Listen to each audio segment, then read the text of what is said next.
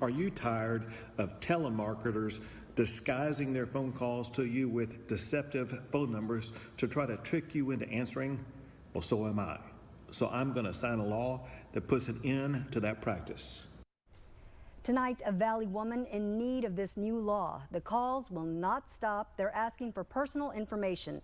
The fake callers are coming in as the Social Security Administration and a college no longer doing business. Channel 5's Angelo Vargas heard one woman's frustration. A cell phone or a home phone, it doesn't matter. The calls keep coming. A woman from Alamo answers with excitement, then the emotion turns to fear. The dial tones and rings are constant for Michelle Juarez. I get about maybe 40 calls a day, and it's from all these different numbers. She's fed up. Hello, you guys are looking for me. Why don't you answer? Juarez showed us the calls are coming from Brightwood College. She tells us she was excited to see their name on her caller ID. She was applying for a program there. I was like, wow, they called me back. You know, maybe like for financial aid or so I could start the RN program. And I called it back and it wasn't, so that kind of was a downer. Juarez says when she called them back For the Social Security office? it was someone posing as a Social Security Administration representative.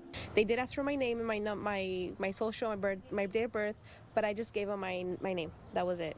And once they asked me for the last 4 digits of my social and my date of birth, I told them that I'm not dumb. I know what's going on. I know they're scamming people, that they need to stop. Juarez also caught other red flags.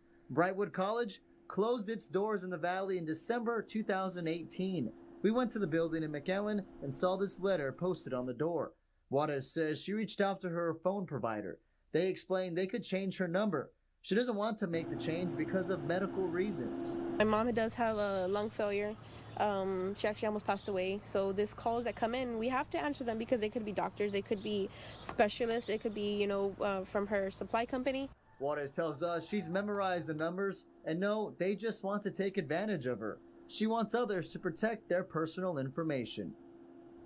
The Better Business Bureau tells us if you want to get fewer calls from telemarketers or possibly fraudulent calls, sign up with the National Do Not Call Registry. We'll have a link for you at our website at krgv.com after the newscast. In the Channel 5 News studio, Angelo Vargas, Channel 5 News at 6.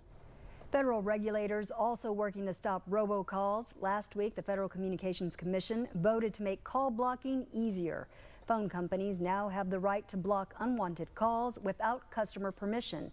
FCC rules allow consumers to opt out if phone companies start charging for the new tool.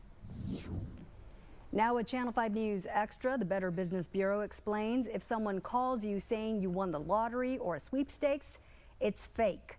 The government will never contact you by phone, only by mail. They recommend not to wire money or give out any personal financial information.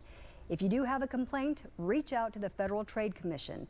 They help track patterns of fraud and abuse for consumers.